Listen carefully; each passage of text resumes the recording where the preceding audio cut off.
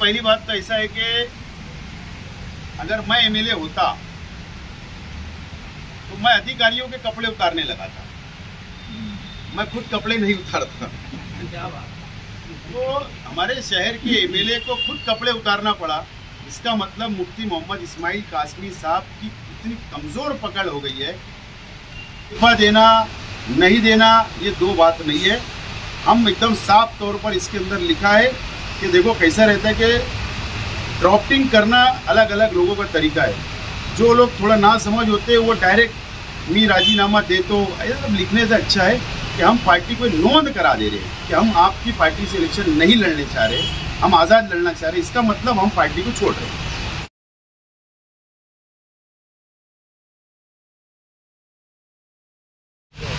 आज राष्ट्रवादी कांग्रेस पार्टी शरद चंद्र पवार साहब,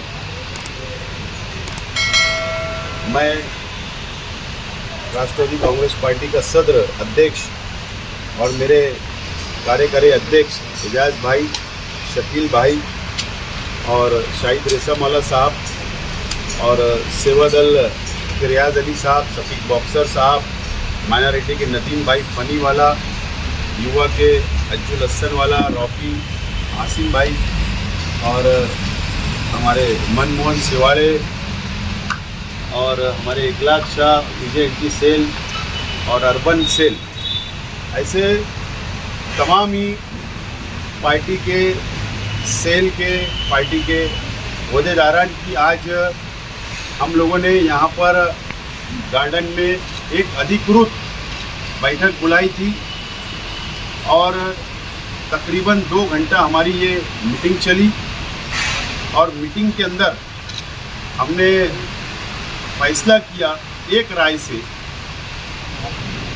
कि जो 2024 में महाराष्ट्र असेंबली के चुनाव होने जा रहे हैं, इस महाराष्ट्र असेंबली के चुनाव में और जो हमने शहर भर के कार्यकर्ताओं के साथ में जो मीटिंगें की, जो मैं खुद इंफरादी तौर पर हमारे सभी जिम्मेदारान से मुलाकात की, वर्करों से सलाह मशवरा किया और आज हमने अंतिम यानी आखिरी मीटिंग हमारे पद अधिकारियों की ओहदेदारान की ली और एक राय से हमने ये फैसला किया है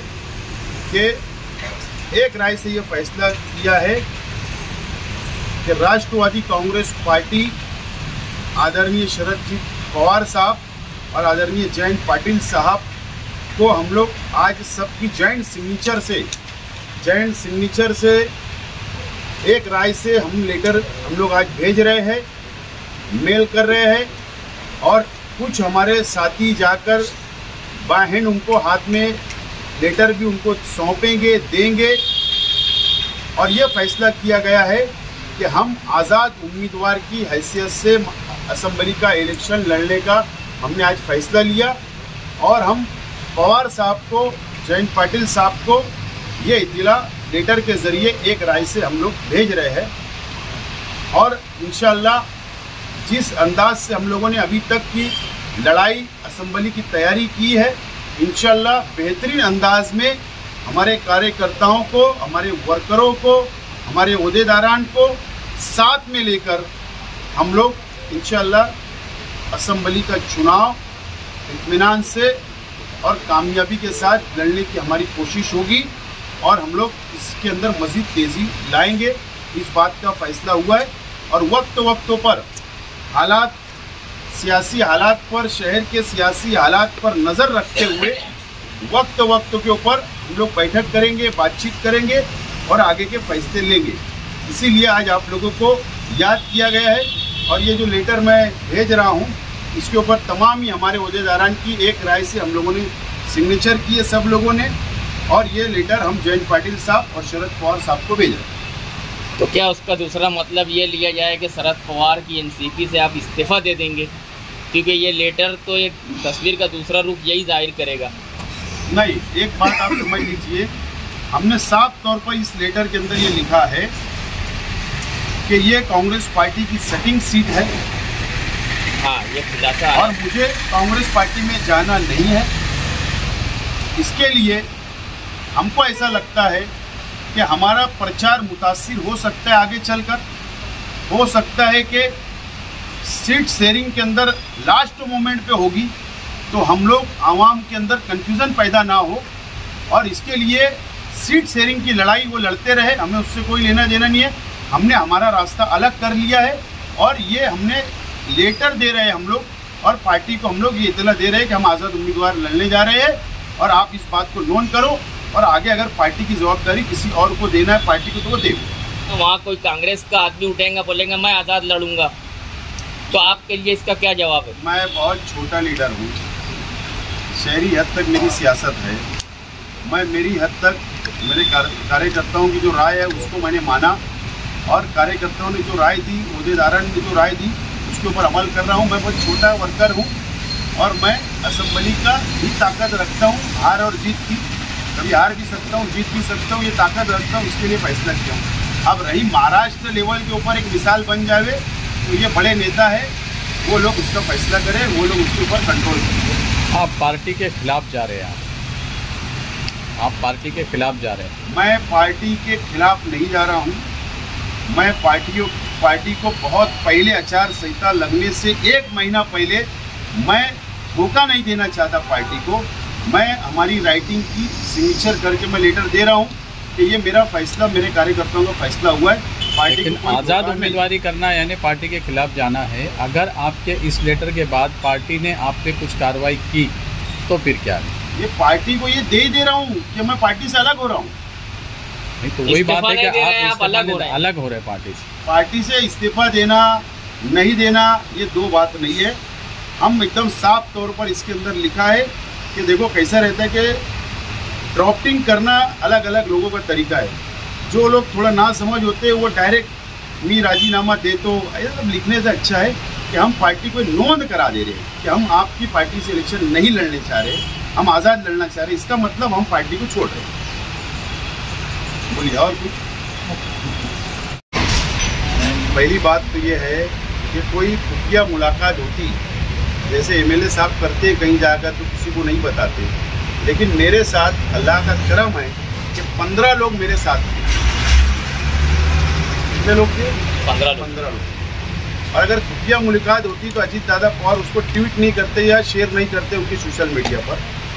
अजीत दादा पवार ने बिल्कुल साफ तौर पर लिखा है कि मालेगांव मध्य के विकासासाठी शेख आसिफ आज हमसे भेंट की है, मुलाकात की है। नंबर 1।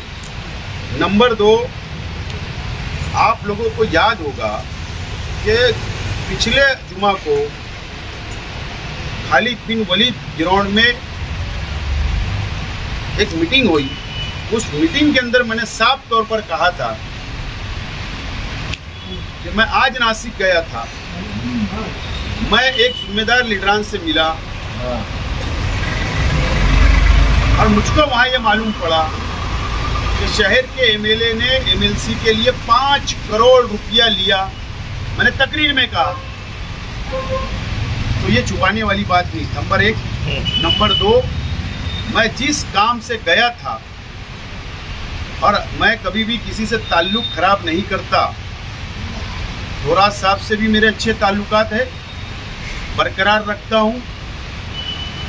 अजीत दादा पवार उनके पार्टी से वो अलग हुए, उनसे भी बरकरार रखता हूँ ताल्लुक। कांग्रेस हो, राष्ट्रवादी कांग्रेस हो या अदर कोई भी पार्टियों से मैं ताल्लुकात बरकरार रखता हूँ। लेकिन आज वो पोस्टों पर, एक ओहदे पर है, नायब वजीर आला है, फाइनेंस मिनिस्टर है। आप लोगों को याद होगा, अभी के अखबार के अंदर खबर छपी थी कि मैं मस्जिद और मदरसे पर सोलार सिस्टम बैठाने के लिए कोशिश कर रहा हूं। तो मैं 100 मदरसा व मस्जिद की यादी उनको सौंपा हूं जाकर उस रोज, और मैंने कहा कि आप माइनॉरिटी डिपार्टमेंट से इसका पैसा मंजूर करके दे। और कल जब मैं मुंबई गया तो मैं वहां पर माइनॉरिटी डिपार्टमेंट और फाइनेंस डिपार्टमेंट के अधिकारियों से मैं बोल रहा हूँ, पद अधिकारियों से नहीं, अधिकारियों से मीटिंग किया। और अगर सुधारने की जरूरत, जीआर में तब्दीली की जरूरत होगी तो वो जीआर में तब्दीली करे, इस तरीके का डिमांड भी मैंने कल किया हूँ। तो मेरी मुलाकात शहर के विकास के लिए मदरसा और मस्जिद की यादी सौंपने के लिए गया था, कोई राजकीय चर्चा नहीं। अगर मुझे राजकीय चर्चा करना रहती थी तो मैं आज आज़ाद उम्मीदवारी का फैसला नहीं लेता था। पार्लियामेंट का इलेक्शन अभी हुआ, शरद पवार साहब को तुतारी निशान मिली, 9 सीट चुनकर आई। उद्धव ठाकरे साहब को मसाल मिली, उनकी सीट चुनकर आई। ये पुराना ज़माना नहीं है, सोशल मीडिया का ज़माना है। हर इंसान के हर घर में 4 से 5 मोबाइल है, व्हाट्सएप चलाते हैं, सोशल मीडिया पे एक्टिव रहते हैं। मैं समझता हूँ कि एक दिन का काम होता है कोई भी निशानी आवाम तक पहुँचाने के लिए। मुझे कोई दुश्वारी नहीं आएंगी और हम लोग इंशाअल्लाह इलेक्शन जीतने की कोशिश कर रहे हैं। इस बेस के ऊपर हम डेवलपमेंट, विकास के मुद्दे पर आवाम के बीच में जाएंगे और हमारे कार्यकर्ता हमारा विकास, हमारा डेवलपमेंट, हमारी बातें आवाम तक लेकर जाएंगे। और मुझे लगता है हमारे वर्कर भी कामयाब होंगे और शहर की आवाम बदलाव चाह रही है। इस पर शहर की आवाम बदलाव चाह रही है और मुझे उम्मीद है कि शहर की आवाम जो डेवलप करने वाला चेहरा होगा, जो विकास करने वाला चेहरा है, मैं समझता हूँ उसको चुन कर देगी। और विकास मेरे परिवार से जुड़ा हुआ है, मेरे से जुड़ा हुआ है, मेरे कार्यकर्ताओं से जुड़ा है और शहर की आवाम पर मुझे पूरी उम्मीद है, विश्वास है, उम्मीद है कि वो इस मरतबा मुझे कामयाब करेगी। गिरना नदी में मछुआरे अब वो बेचारे तो निकल गए, लेकिन उसके बाद सियासत इतनी गर्म हो गई कि आज पुलिस के कुछ ऑफिसरों को भी उस पर बात करनी पड़ी।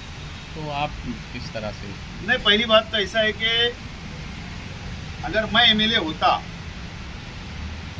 तो मैं अधिकारियों के कपड़े उतारने लगा था, मैं खुद कपड़े नहीं उतारता। तो हमारे शहर के एमएलए को खुद कपड़े उतारना पड़ा।